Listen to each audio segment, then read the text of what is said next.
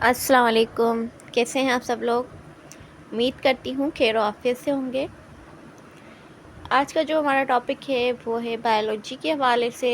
जैसा कि मैंने बायोलॉजी के कंप्लीट नॉलेज की एक सीरीज़ शुरू की है जो कि सेल से लेकर मैंने शुरू की है, जिसका मैं पार्ट 1 और पार्ट 2 अपलोड कर चुकी हूँ।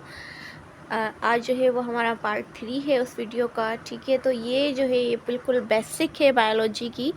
अगर तो किसी को बायोलॉजी समझ नहीं आती है और कोई स्टूडेंट है एमकेट का, तो ये मेरे लेक्चर्स उन सब के लिए हैं जो भी बायोलॉजी पढ़ना चाहते हैं और जिनको समझ नहीं आ रही है।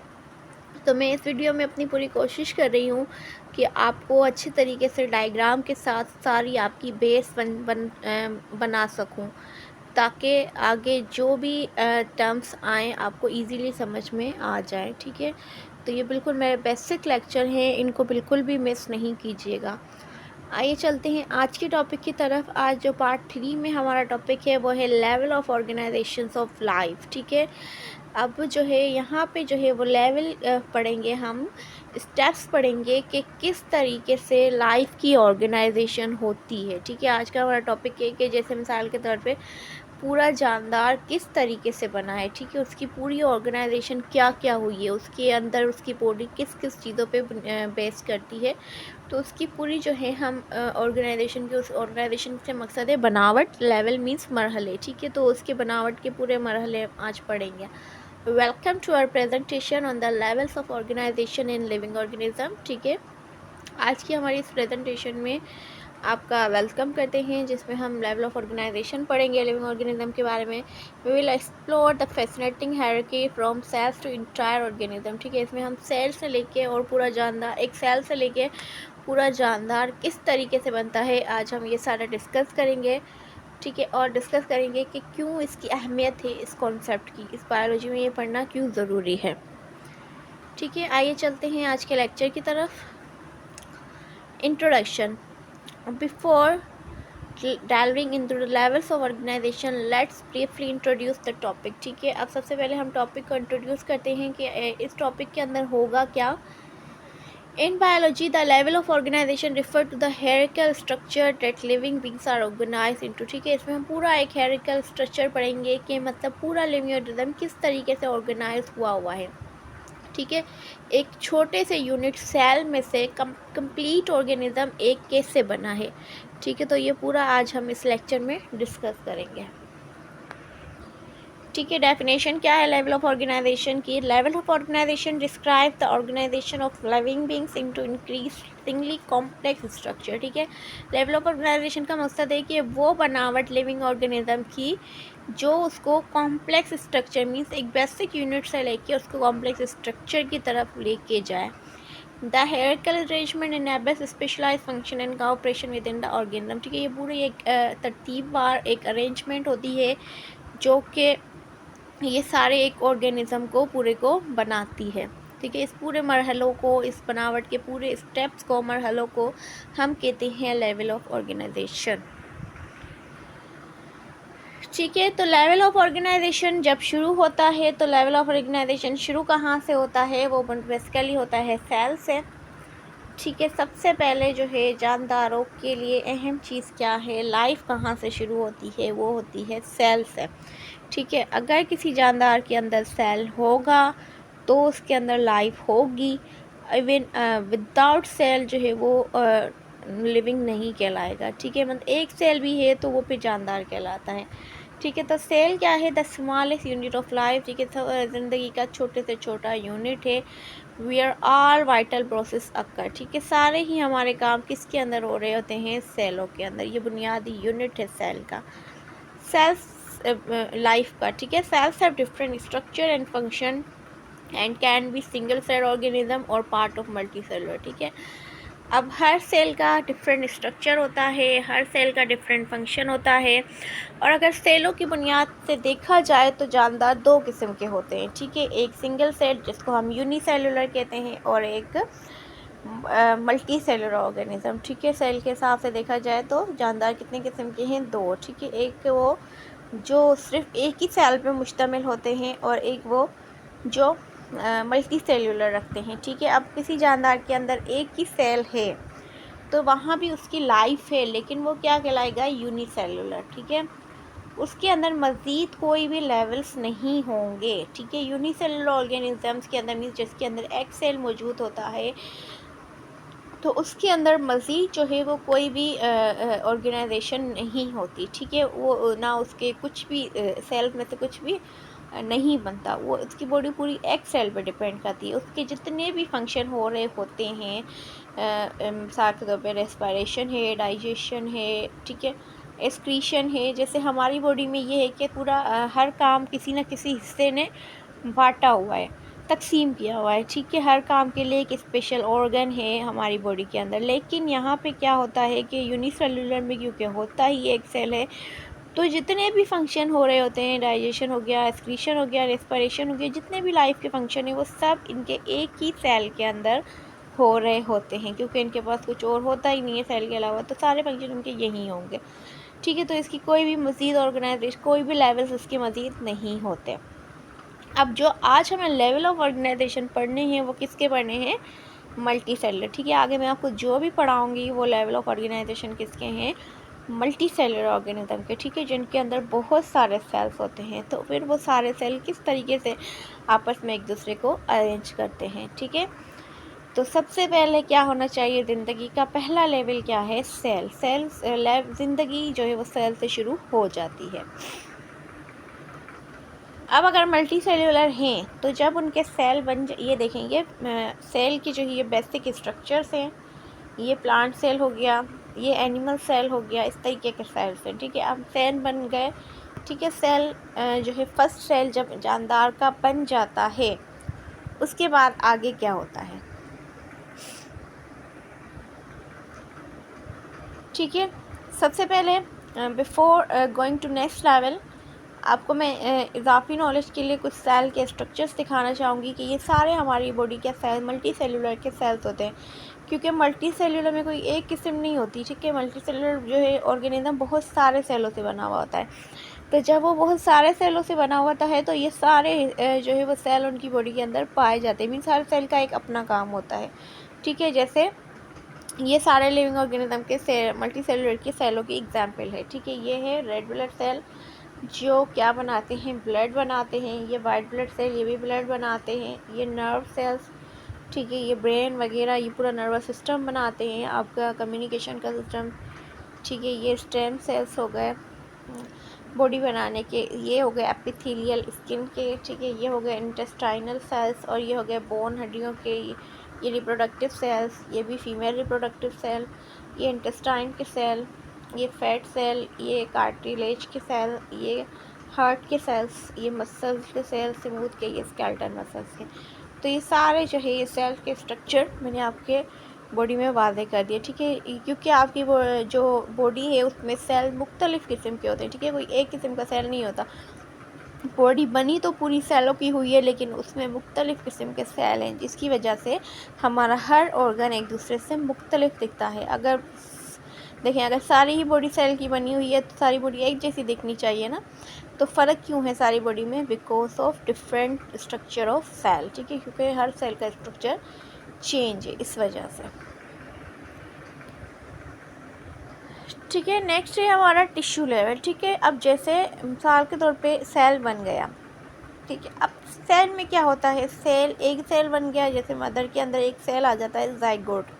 ठीक है, जो बच्चे का फर्स्ट सेल कहलाता है, उसको क्या कहा जाता है, ज़ाइगोट कहा जाता है। ठीक है, ये है बच्चे का फर्स्ट सेल।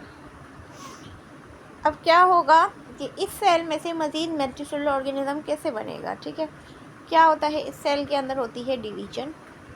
ठीक है, डिवीजन होती रहेगी और ये मज़ीद सेल बनते रहेंगे, एक में से दो, दो में से चार, चार में से आठ, और इससे करते करते ये बहुत सारे सेल्स जो है वो जमा हो जाएंगे। ठीक है, बच्चे के बहुत सारे सेल्स बन गए।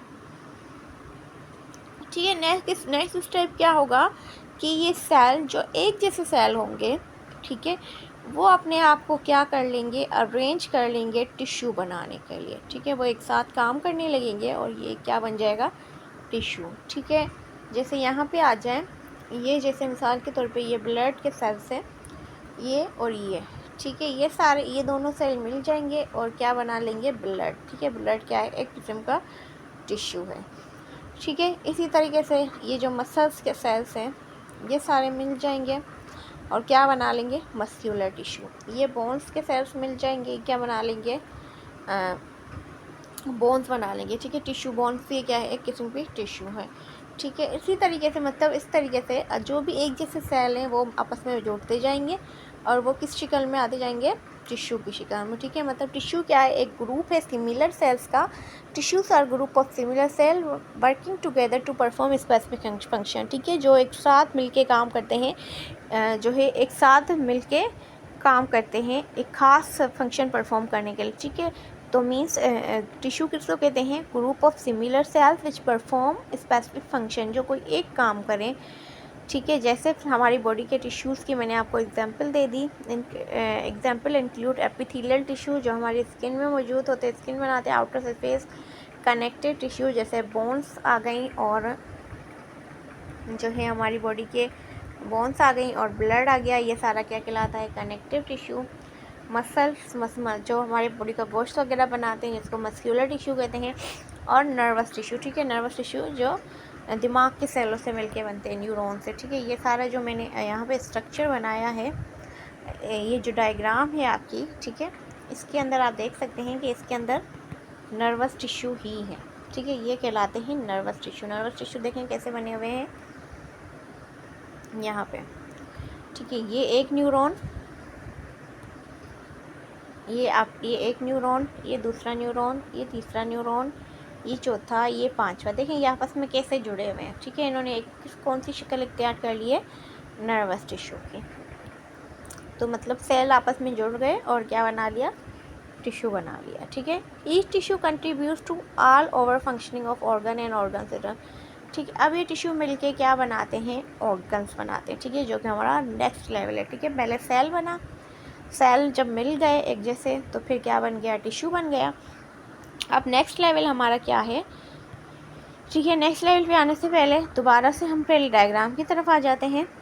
ये कुछ डायग्राम है टिश्यूज़ की, एनिमल टिश्यूज़ की, ठीक है। जैसे ये ब्लड है, ये किस्म का टिश्यू, ये बोन्स टिश्यू, बोन के सेलों से बना हुआ है, ये एपिथेलियल टिश्यू, ये cartilage tissue, adipose tissue, nervous tissue, muscle tissue, connective tissue, ठीक है। ये सारे हमारी बॉडी के टिश्यूज़ की एग्जाम्पल हैं।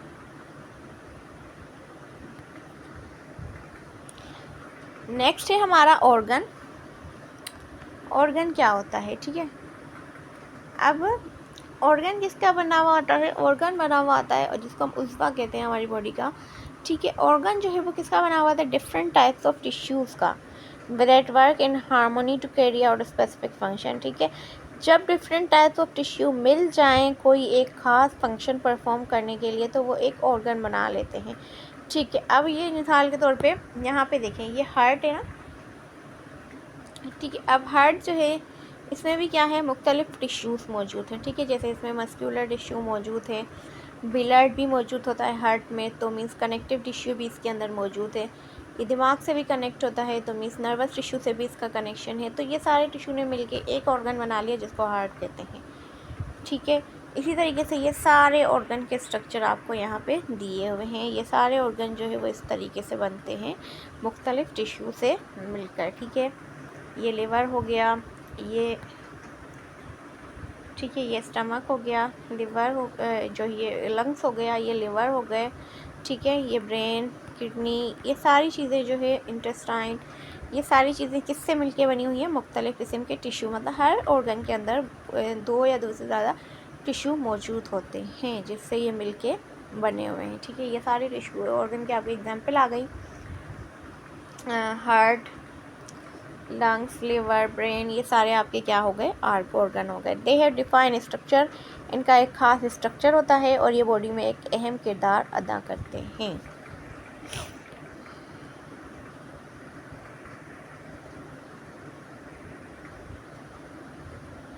ठीक है, ये सारे ऑर्गन आ गए इंसान की बॉडी के अंदरूनी तौर पे आपको दिखाए जा रहे हैं कि ब्रेन, उनकी लोकेशंस के साथ आपको ये दिखाए जा रहे हैं। ये ब्रेन आ गया, ठीक है। उसके बाद यहाँ पे हार्ट आ गया, ये स्टमक एक ऑर्गन, ये किडनी, ठीक है, किडनी के साथ यूरेटर, यूरेथ्रा, ये मेल रिप्रोडक्टिव ऑर्गन, ये फीमेल रिप्रोडक्टिव ऑर्गन, ये स्मॉल इंटेस्टाइन, ठीक है, ये लार्ज इंटेस्टाइन, ये पेनक्रियास, लिवर, लंग्स, डायफ्राम, ठीक है, ये सारे ऑर्गन जो हैं ये सारे आपकी बॉडी के क्या हैं, ऑर्गन्स हैं। ठीक है, उसके अलावा ये ईयर्स, ये आई, नोज, जितने भी चीज़ें हैं ये सारे ऑर्गन्स में आ जाते हैं। ठीक है, तो पहले क्या बना था, सेल, सेल से क्या बना, टिश्यू, टिश्यू से क्या बना, ऑर्गन्स। ठीक है, ये देखें इस तरीके से ऑर्गन आपकी बॉडी में अरेंज हुए होते हैं। ये एक स्ट्रक्चर आपको दिखाया जा रहा है सारे ऑर्गन्स का। यहाँ पे देखिए लंग्स रखे हुए हैं, फिर नीचे लिवर रखा हुआ है। ठीक है, उसके बाद जो ये इंटेस्टाइन आ गया आपका, यहाँ पे पूरी नसें जा रही हैं। ये एक अच्छा सा मॉडल बना हुआ है इंसानी बॉडी का। ठीक है, ये अंदर से हार्ट नज़र आ रहा है।